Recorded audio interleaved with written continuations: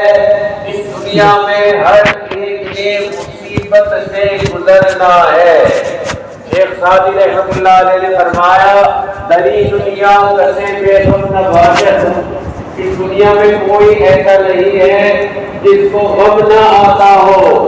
دری دنیا کسے بے غم نباشد، اگر باشد بنی عادت نہ باشد، اور اگر کوئی ایسا ہے جو کہتا ہے کہ مجھے غم نہیں آتا بالکل بھی، تو شیخ سعدی فرما رہے ہیں بنی آدم میں سے پھر نہیں ہے وہ، آدم علیہ السلام کی اولاد میں سے نہیں ہے پھر وہ۔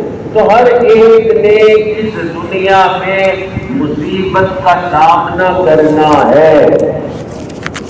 تو پہلی سوچ قرآنی سوچ مصیبتوں کے بارے میں کہ یہ بندہ سوچ لے کہ اس دنیا میں وقتاً فوقتاً مصیبتیں آنی ہیں۔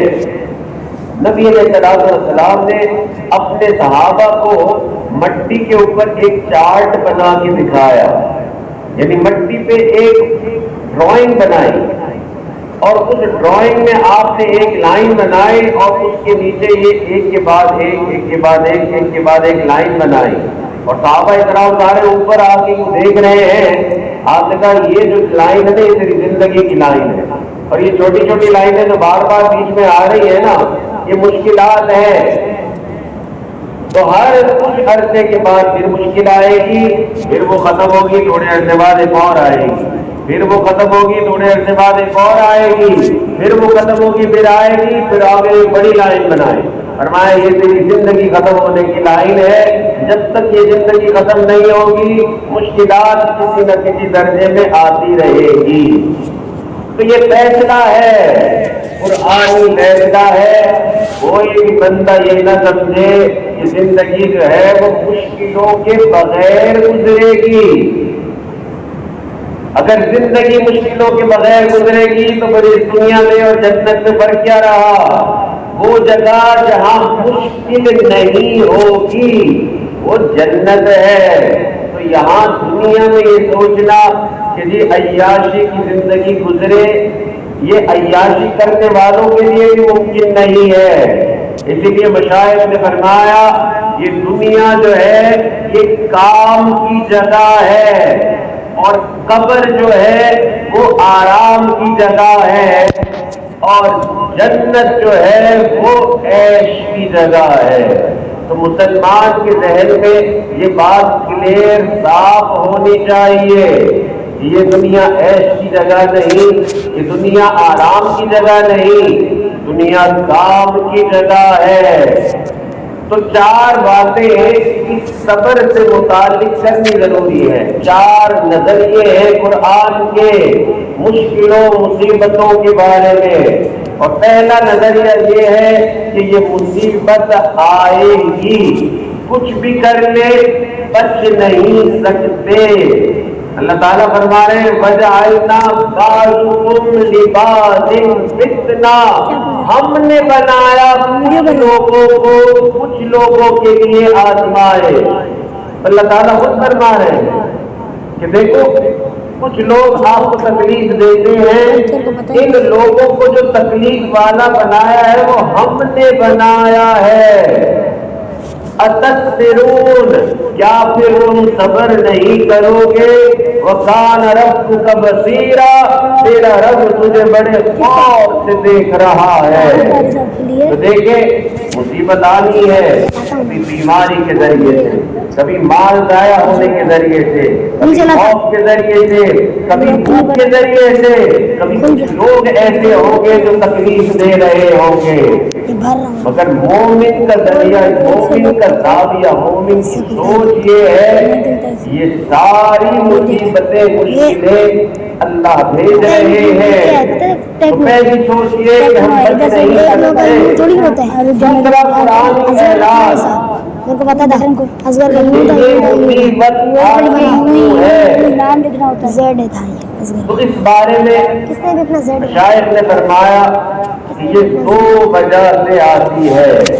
اس نے لکھنا زیڈ تھا، اصغر کا دوست ہے۔ جب انسان گناہ کرتا ہے تو گناہ کو دور کرنے کے لیے آتی ہے، اور دوسری وجہ کوئی انسان ہے جو نیک ہے، گناہ نہیں کرتا، اللہ کی فرما برداری کرتا ہے، اس کے درجات کو بلند کرنے کے لیے آتی ہے۔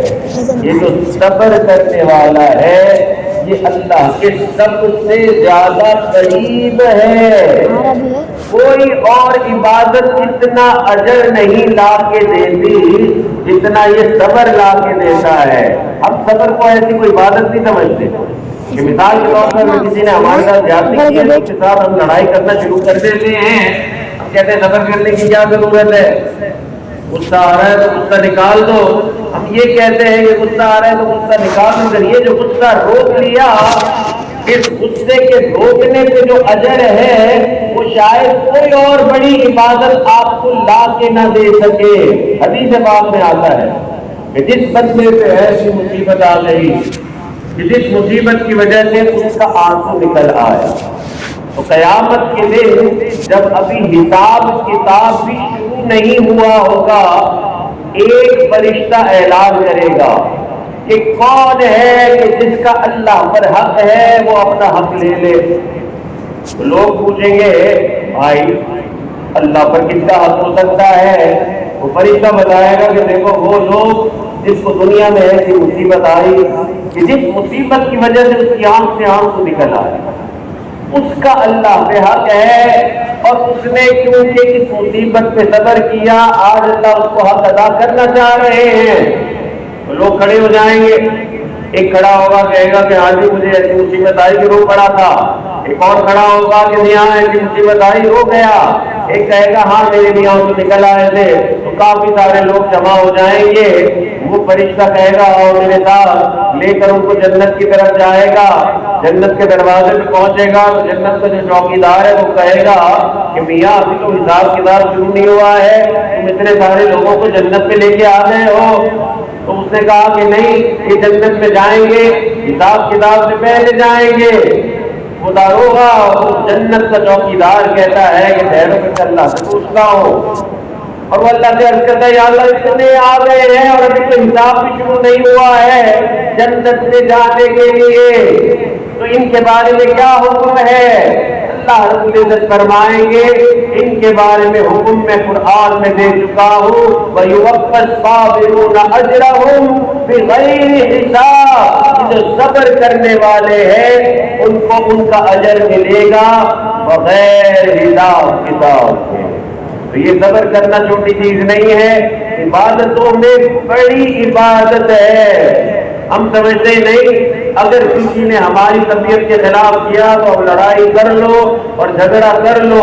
حدیث پاک میں آتا ہے نبی علیہ السلام نے فرمایا کہ اجر دیکھے صبر کا، یعنی تھوڑی دیر اپنے آپ کو جو روک لیا جھگڑنے سے، لڑنے سے یا کسی کے ساتھ الجھنے سے، اس کا اجر کتنا ہے؟ نبی علیہ السلام نے فرمایا جس نے اپنی بیوی کی کسی ایسی بات پہ صبر کر لیا کہ جو اس کو پسند نہیں تھی، اللہ رب العزت سے ایوب علیہ السلام کے صبر کا اجر عطا کرتا ہے، انبیاء والا اجر ملے گا۔ اللہ کوئی اور عبادت ہے جو اتنا اجر لا کے دے دے؟ اس لیے یہ بات سمجھنے والی ہے کہ یہ اجر جو ہے اس کا بہت زیادہ ہے۔ ہندوستان کے ایک بڑے بزرگ گزرے ہیں حضرت مرزا مظہر جانے جانا رحمت اللہ علیہ، بہت بڑے اللہ والے تھے، لاکھوں لوگ حضرت کے شاگرد تھے، جہاں جاتے لوگ آپ کی ایک جھلک دیکھنے کو ترستے تھے۔ اللہ نے ایسا مقام دیا تھا، ایسے لوگوں کے دلوں میں آپ کی محبت تھی، ہزاروں لاکھوں لوگ آپ کے دیوانے، اور کوئی حصہ ہندوستان کا نہیں تھا جہاں آپ نے دینی کام نہ کیا ہو۔ بیگم تھی جو لڑتی تھی، وہ کبھی کوئی سا بات سناتی، کبھی کوئی بدتمیزی کرتی، کہاں لوگ آپ کے ایسے دیوانے کہ آپ کی ایک جھلک دیکھنے کو ترستے، اور کہاں یہ بیوی جو ہر روز کوئی نہ کوئی کڑوی بات سناتی، کوئی نہ کوئی ذلت کی بات سناتی اتنے بڑے بزرگوں کو۔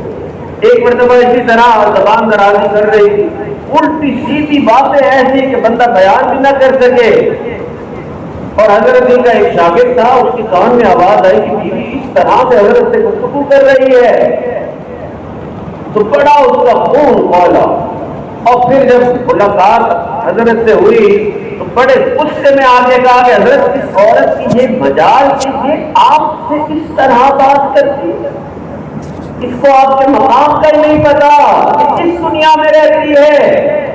پھر کہا حضرت کو چھوڑ دیں، ہندوستان میں کوئی عورت نہیں ہوگی جو آپ سے شادی کرنا نہیں چاہے کہ ہم آپ کی شادی کروائیں گے، چھوڑیں اس کو۔ حضرت نے فرمایا کہ کیا کہہ رہے ہیں؟ حضرت یہ آپ کے مقام کو ہی نہیں جانتی ہے۔ حضرت فرمایا کہ تم نے اپنی ساری بات مکمل کر لی؟ میں کہا جی کر لی۔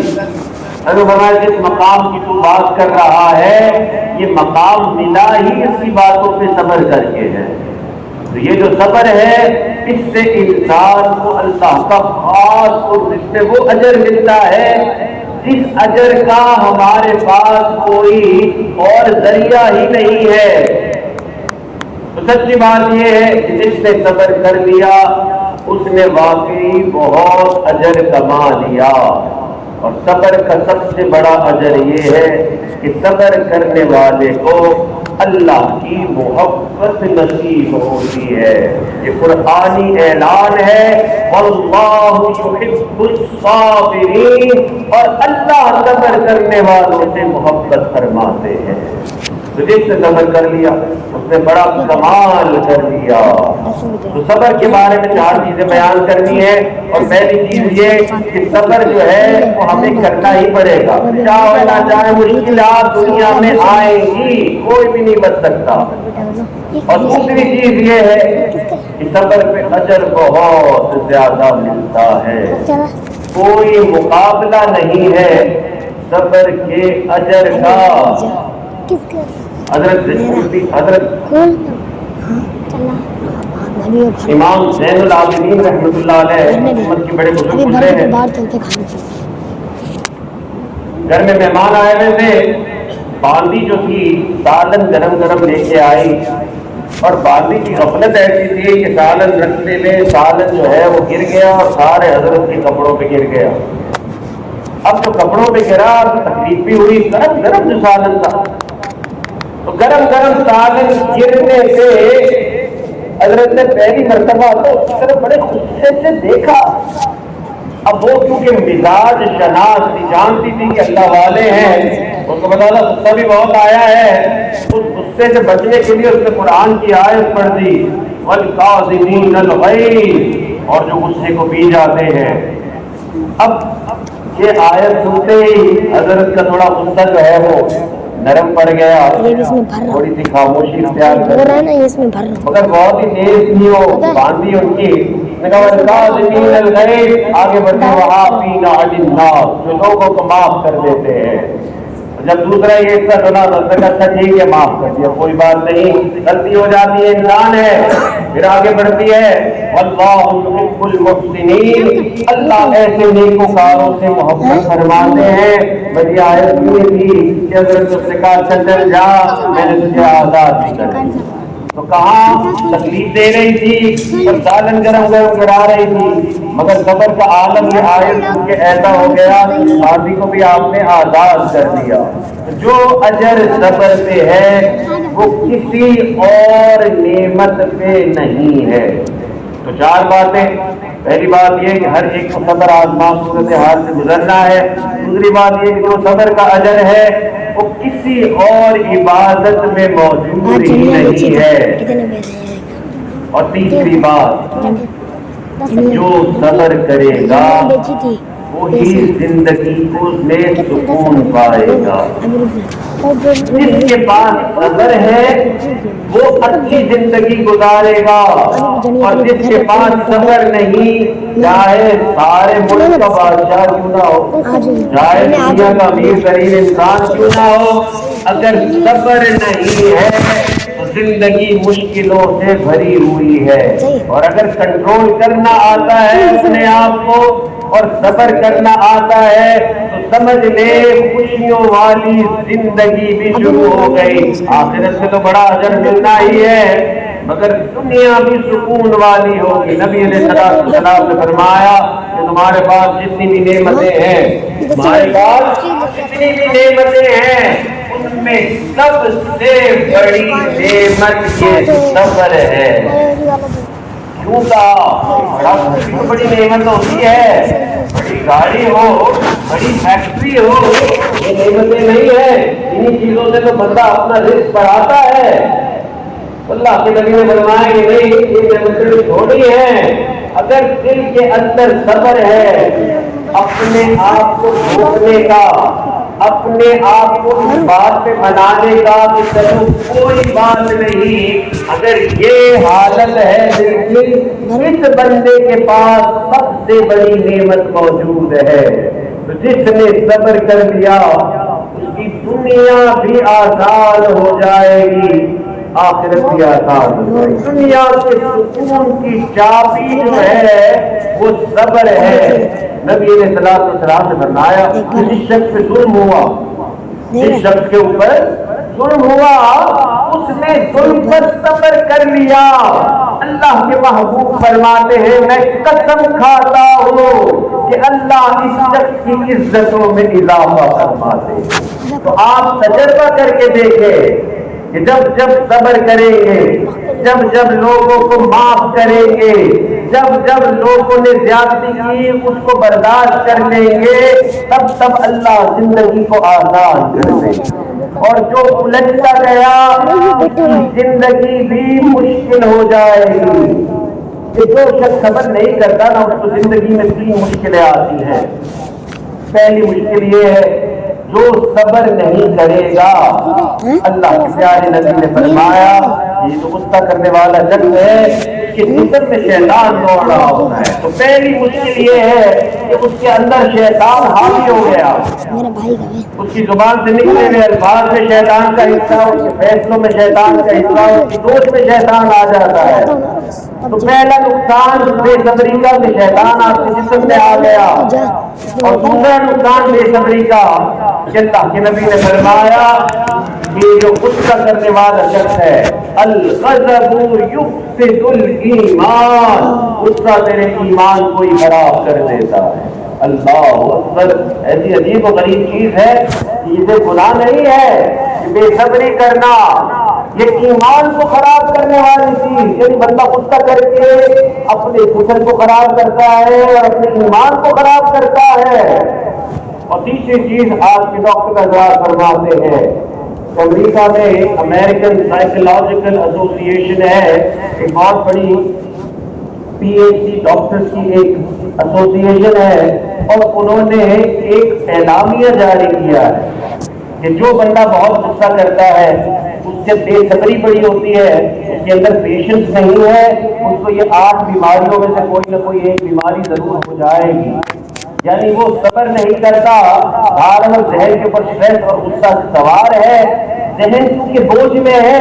جب ذہن بوجھ میں ہوتا ہے تو اس کا اثر جسم کے اوپر ہوتا ہے، اور اگر یہ 8 بیماریاں ہیں ان میں سے کوئی نہ کوئی بیماری بڑی جلدی اس کو آنے والی ہے، یا اس کو ذہنی بیماری ہوگی، یا اس کو مسلس کی بیماری ہوگی، اس کی مسل سٹف ہو جائیں گے، لوگ کہتے ہیں نا پٹھوں میں درد ہو رہا ہے، پٹھے کھنچ رہے ہیں، تو یا اس کو مسلس کی بیماری ہوگی، یا اس کو ذہنی بیماری ہوگی، ذہن صحیح طرح سے کام نہیں کرے گا، چیزیں بھولے گا، یا کوئی اور چیز ہوگی، یا اور طرح سے کرتا ہے، ذہنی بیماری ہوگی، مسل کی بیماری ہوگی، ہارٹ کی بیماری بھی، قلبی امراض کی، جس کو سٹریس ہوتا ہے اس کو زیادہ ہوتا ہے۔ انہوں نے فرمایا کہ اس کو معدے کی بیماری بھی ہو سکتی ہے، معدے کے السر بھی ہو سکتے ہیں، زندگی میں سٹریس زیادہ، زندگی میں خبر نہیں ہے، اس کو یہ السر والی بیماری بھی ہو جاتی ہے۔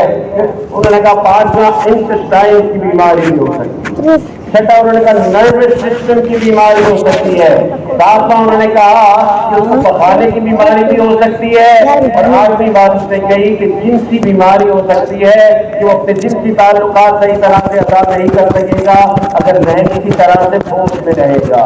ان سارے آرٹیکل کے آخر میں جس نے یہ آرٹیکل لکھا تھا اس نے بڑی بہت ہی پتے کی بات کہی، بہت ہی عجیب، بہت ہی زبردست بات کی۔ انہوں نے کہا anger is punishing yourself for other people's fault. انہوں نے کہا کہ جی یہ جو غصہ دکھانا ہے نا، بے صبری کرنا، یہ اپنے آپ کو سزا دینی ہے دوسرے کی غلطی کے لیے. تو بے صبری تو آپ اسی لیے کر رہے ہوتے کہ آپ کو لگتا ہے دوسرے نے غلطی کی ہے، مگر یہ جو دوسرا غلطی کرتا ہے آپ جو غصے میں آتے ہیں، یہ آپ اس کو نقصان نہیں دیتے، اپنے آپ کو گندا ہو گیا نقصان آگے دیتے. سب دیکھ صاف ہو گیا. تو 4 باتیں اس صبر کے متعلق. پہلی بات یہ کہ مشکل حالات ہر بندے کو آئیں گے اس دنیا میں، کوئی بھی اس سے بچ نہیں سکتا، یہ قرآنی فیصلہ ہے. اور دوسرا یہ کہ صبر جو ہے اس سے جو اجر ملنا ہے شاید ہی کوئی اور عبادت ایسی ہو جس میں اتنا اجر ملتا ہو. اور تیسری بات یہ کہ جس کو صبر نصیب، اس کو دنیا کی سب سے بڑی نعمت نصیب، زندگی بھی آسان اسی کی ہوگی. آپ دیکھ لیں اگر بہت امیر ہے صبر نہیں ہے پھر بھی زندگی میں پریشان ہوں گے، اور امیر نہیں ہے صبر ہے زندگی میں خوش گھوم رہا ہوگا. اور چوتھی بات اور بڑی اہم بات کہ جس نے صبر والی زندگی گزار لی اس نے اللہ کو راضی کر لیا. جس نے صبر والی زندگی گزار لی اس نے اللہ کو راضی کر لیا. مقامات ہدایت مشائخ نے لکھے ہیں کہ بہت سارے ایسے عمل کرنے سے انسان اللہ کا ولی بن جاتا ہے. تو انہوں نے کہا جس نے توبہ کر لی وہ بھی اللہ کا ولی بن جاتا ہے، جس نے دنیا سے بے رغبتی اختیار کر لی وہ بھی اللہ کا ولی بن جاتا ہے، جس نے عبادت زیادہ کر لی وہ بھی اللہ کا ولی بن جاتا ہے. یہ 10 مقامات مشائخ نے لکھے اور فرمایا کہ اس میں سب سے اونچا مقام اس بندے کا ہے جس نے صبر والی زندگی اختیار کر لی.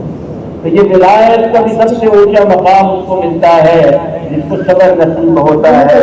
ہمیں بھی صبر کرنے کی اور صبر کی تلقین دینے کی توفیق عطا فرمائے. قرآن پاک کی مشہور سورت ہے سورہ عصر، اس میں تو اللہ رب العزت نے یہ فرما دیا وَالْعَصْرِ إِنَّ الْإِنسَانَ لَفِي خُسْرٍ، اور عصر کی قسم اللہ قسم کھا کے کہہ رہے ہیں کہ وہ بندہ نقصان میں ہے کہ جو ایمان نہیں لاتا، نیک عمل نہیں کرتا، لوگوں کو حق بات کی تلقین نہیں کرتا، اور چوتھی بات کیا جو لوگوں کو صبر کی باتیں نہیں کرتا وہ بھی نقصان میں ہے. تو اس لیے یہ صبر خود بھی کرنا ضروری ہے اور یہ صبر کی تلقین دوسروں کو دینا ضروری ہے. اللہ تعالیٰ ہمیں صبر والی زندگی نصیب فرمائے. امام حسین رضی اللہ عنہ کا جو مشہور واقعہ ہے یہ صبر کی ہی داستان ہے، اور یہ داستان یہ صبر سیکھنے کے لیے ہے اور اس پر عمل کرنے کے لیے ہے. اللہ تعالیٰ ان کو بھی اپنی شان کے مطابق بہترین اجر عطا فرمائے. وآخر دعوانا ان الحمد للہ رب العالمین.